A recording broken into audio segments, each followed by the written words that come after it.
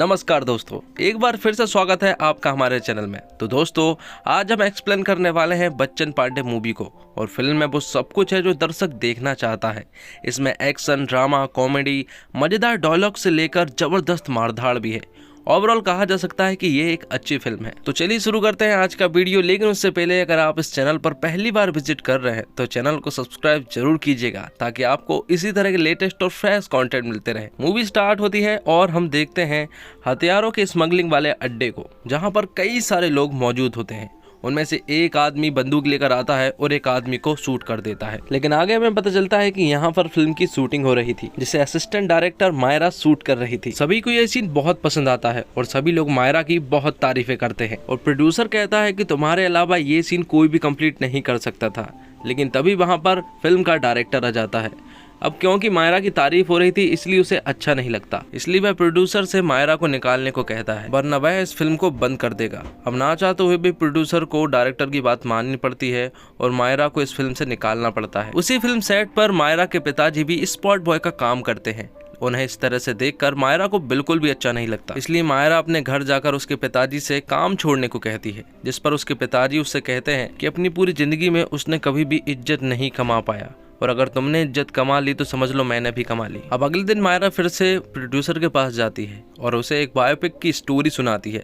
लेकिन वह प्रोड्यूसर उससे कहता है कि ऐसी बायोपिक आजकल नहीं चलती है, तुम्हें किसी गैंगस्टर पर बनानी चाहिए। अब मायरा गैंगस्टरों की छानबीन करना स्टार्ट कर देती है। यहाँ पर वह औरत कुछ गैंगस्टरों के नाम बताती है, जिनमें से एक होता है अर्जुन सिंह, जिसने कई सारे गुनाह किए हैं। लेकिन फिलहाल वह पुलिस स्टेशन में बंद है और वह बाहर भी नहीं आना चाहता है, क्योंकि अगर वह बाहर आया तो बच्चन पांडे उसे मार देगा।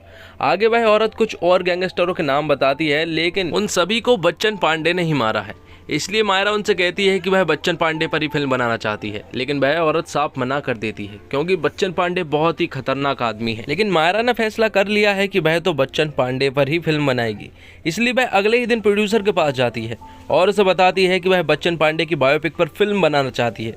वहीं पर एक पुलिस वाला भी खड़ा हुआ था और वह उससे कहता है कि बच्चन पांडे कोई आम आदमी या फिर कोई आम गैंगस्टर नहीं है, बल्कि वह बहुत ही खतरनाक और खूंखार आदमी है। और वह पिछले हफ्ते के एक इंसिडेंट के बारे में बताता है। और तभी एंट्री होती है बच्चन पांडे की। बच्चन पांडे एक ऐसा आदमी है जो कि किसी को भी बिना सोचे समझे मार देता है। उसके अंदर दया नाम की कोई भी चीज नहीं है। बच्चन पांडे की एक आंख पत्थर की है, जिसे वह निकाल भी सकता है, लेकिन फिर भी उसकी नजरों से कोई बच नहीं सकता। यहाँ पर बच्चन पांडे ने एक पत्रकार को पकड़ कर लेकर आया है, क्योंकि उस पत्रकार ने अखबार में काफी बुरा लिखा हुआ था। लेकिन बच्चन पांडे को इससे प्रॉब्लम नहीं है, बल्कि प्रॉब्लम तो इस बात से थी कि अखबार में जो बच्चन पांडे की फोटो लगी हुई थी वह एकदम कार्टूनों की तरह थी और बच्चन पांडे को वह फोटो बिल्कुल भी अच्छी नहीं लगती।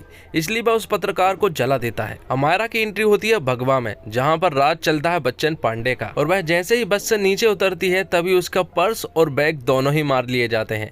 और तभी एंट्री होती है बिशु की, जो कि मायरा का बहुत ही पुराना दोस्त है। बिशु का सपना है कि वह एक्टर बने, लेकिन काफी ज्यादा उम्र हो जाने के बाद भी उसने ये सपना अभी तक भूला नहीं है। वह मायरा को बताता है कि वह कई जगहों पर काम मांगने के लिए जाता है, लेकिन हर जगह से उसे रिजेक्ट कर दिया जाता है। और अब वह एक स्कूल के रूम में रहता है, जिसे उसने अपना घर बना लिया है। मायरा यहाँ पर बिशु को बताती है कि वह बच्चन पांडे के ऊपर फिल्म बनाने के लिए आई है, जिसे सुनकर बिशु शॉक्ड रह जाता है और उससे कहता है कि तुम उस पर फिल्म नहीं बना सकती, क्योंकि वह यहाँ का एक बहुत बड़ा गैंगस्टर है और वह किसी को भी मार सकता है, और अगर हम उससे फिल्म की बात करने गए तो वह हमें भी मार देगा। यहाँ पर मायरा बिशु को समझाती है कि अगर हमने उस पर बायोपिक बना दी तो हमारा करियर ब्राइट हो जाएगा। लेकिन बिशु उसकी इन बातों से बिल्कुल भी अग्री नहीं करता, जिसके आखिरी में मायरा कहती है कि वह इस फिल्म में लीड रोल में रहने वाला है।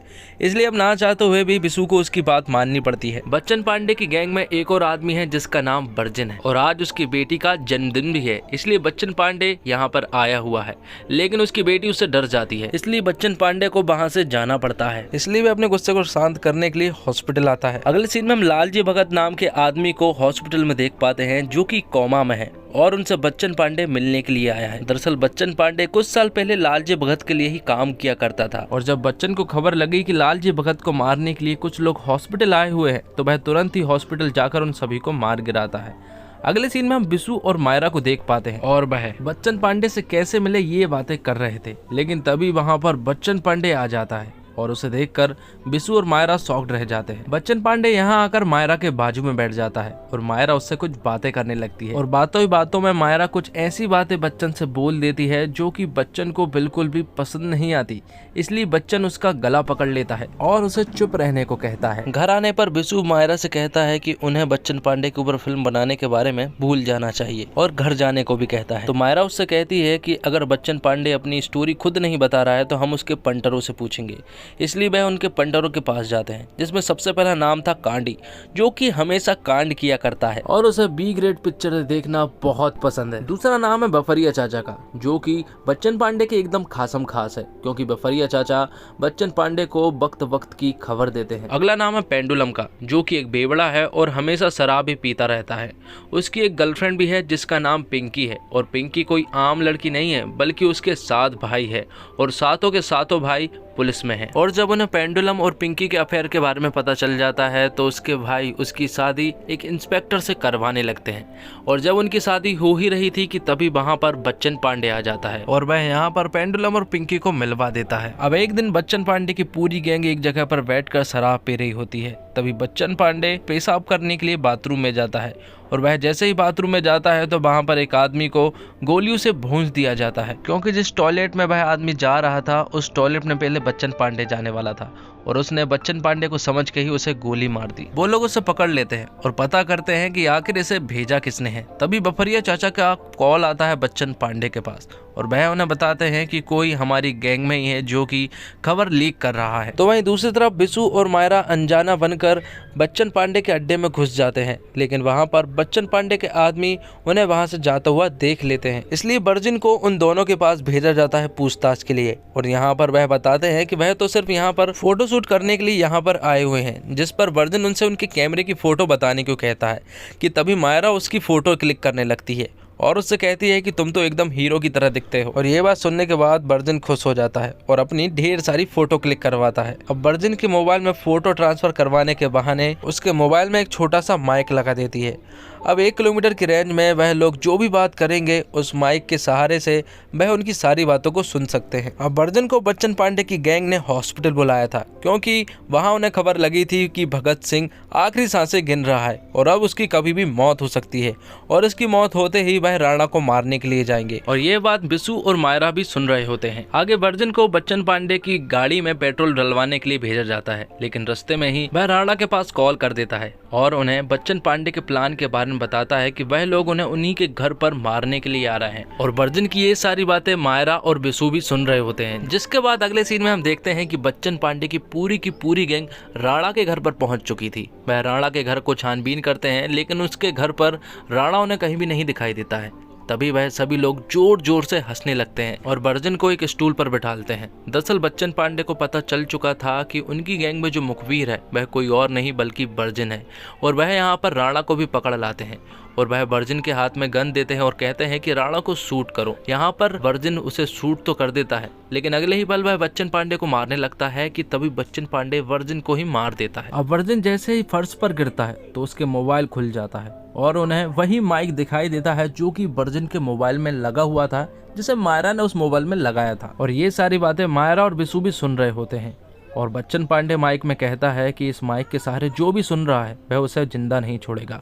और ये बात सुनने के बाद मायरा और बिशु तुरंत ही अपनी पैकिंग करके इस इलाके को छोड़ने की तैयारी में लग जाते हैं, लेकिन तभी उनके सामने आ जाता है बच्चन पांडे, जिसके बाद मायरा और बिशु की जमकर पिटाई होती है और आखिरी वक्त में वह गिड़गिड़ाते हैं कि हमें माफ कर दो, लेकिन बच्चन पांडे उन्हें माफ नहीं करता और अब वह उन्हें मारने ही वाला होता है कि तभी मायरा उससे कहती है कि वह लोग उस पर पिक्चर बनाने के लिए आए हैं। और ये बात सुनने के बाद बच्चन पांडे उन्हें छोड़ देता है। इसके बाद मायरा बच्चन पांडे को अपनी डायरेक्ट की हुई शॉर्ट फिल्म्स बताती है और फिर अगले ही दिन मायरा बच्चन पांडे से उसकी स्टोरी पूछने लगती है और बच्चन पांडे भी अपनी स्टोरी बताने लगता है। अपनी लाइफ से जुड़ी सारी बातें बच्चन पांडे मायरा को बताता है, जिसके बाद मायरा पूछती है उसकी फैमिली के बारे में कि उसकी फैमिली में आखिर कितने लोग हैं, जिसके बदले में बच्चन पांडे उसे बताता है कि उसकी एक माँ है जो कि 10 सालों से बच्चन पांडे से बात नहीं कर रही है, क्योंकि बच्चन पांडे जब से गैंगस्टर बना है उसकी माँ ने तभी से उससे बात करना बंद कर दिया था। अब मायरा अपनी स्टोरी को कंप्लीट करने में लग जाती है और फाइनली उसने अपनी स्टोरी को कंप्लीट कर ली थी। और फिर अगले ही दिन बिशु मायरा की लिखी हुई स्क्रिप्ट को पढ़ने लगता है और देखने लगता है कि आखिर उसका रोल कितना है और कहाँ कहाँ पर है, क्योंकि उसे लग रहा था कि वह इस फिल्म का हीरो है।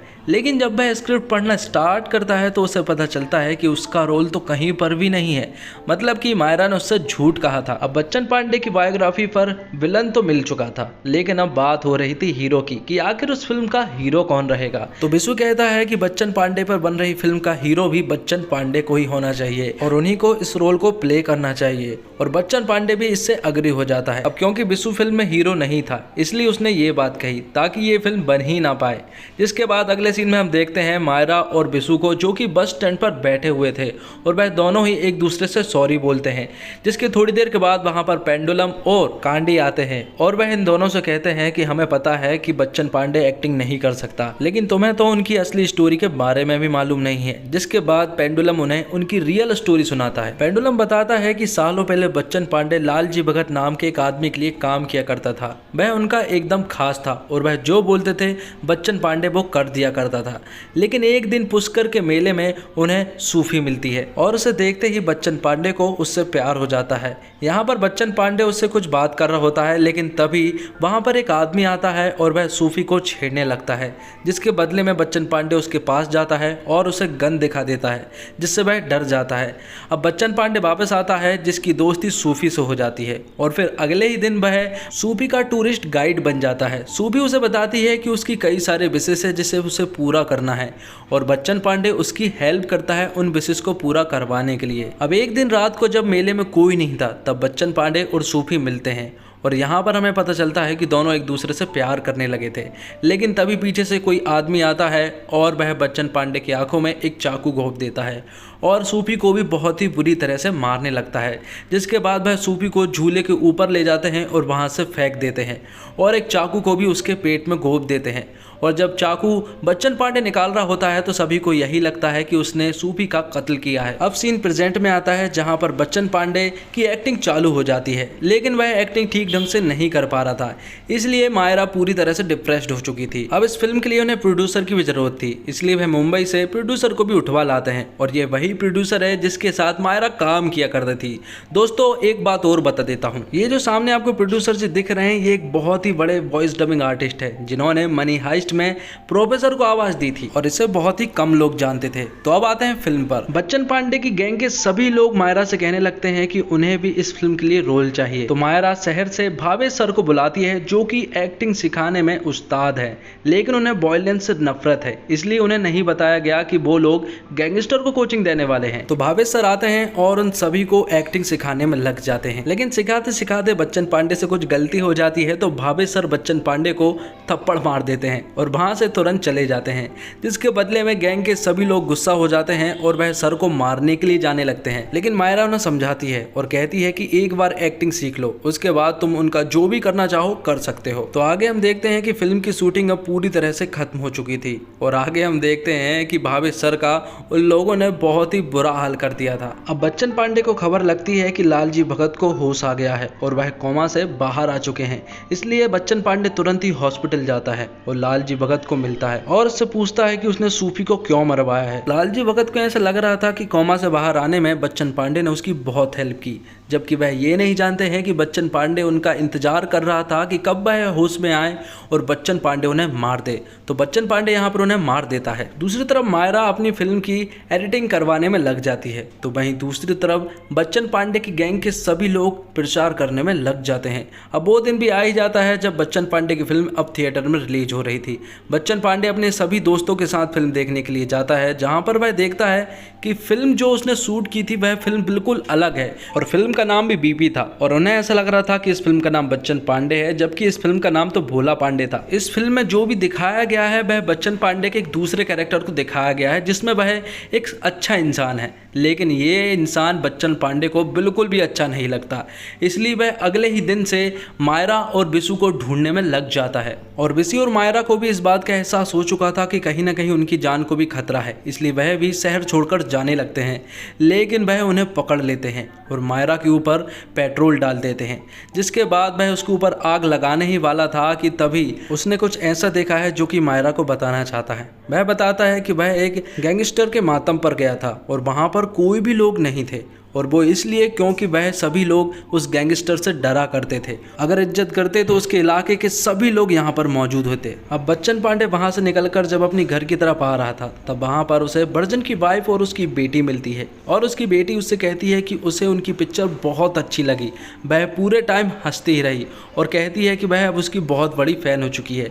ये लड़की वही लड़की है जिसके बर्थडे पर जब बच्चन पांडे से मिलने के लिए आया था तो वह उससे डर गई थी। आगे जाकर उसे एक थिएटर मिलती है जहाँ पर हाउसफुल का बोर्ड लगा हुआ था, और जैसे ही वह टॉकीज के अंदर घुसता है तो उसे देखते हैं कई सारे लोग जो कि हंस रहे थे और इस फिल्म को एंजॉय कर रहे थे। जिसके बाद वहां से निकलकर जैसे ही वह अपने घर आता है तो वो होता है जो पिछले 10 सालों से नहीं हुआ। उसकी माँ ने 10 साल बाद उससे बात की और बच्चन पांडे अपनी माँ के सामने फूट फूट कर रोने लगता है। जिसके बाद प्रेजेंट के सीन में हम देखते हैं कि बच्चन पांडे ने मायरा के सामने हाथ जोड़ लिए थे और उससे कहता है वह शुक्रगुजार है क्योंकि उसने उसकी लाइफ को इज्जतदार बना दी थी, और बच्चन पांडे इतना कहकर वहां से चला जाता है। अब आगे हम एक शूट आउट के सीन को देखते हैं। वहां पर शूट आउट का सीन नहीं था, बल्कि बच्चन पांडे तो वहां पर फिल्म की शूटिंग कर रहा था, और जब अवार्ड की बारी आती है तो बच्चन पांडे को बेस्ट कॉमिक रोल के लिए बेस्ट एक्टर का अवार्ड दिया जाता है। और इसी के साथ ये एक्सप्लेनेशन यहीं पर खत्म होता है।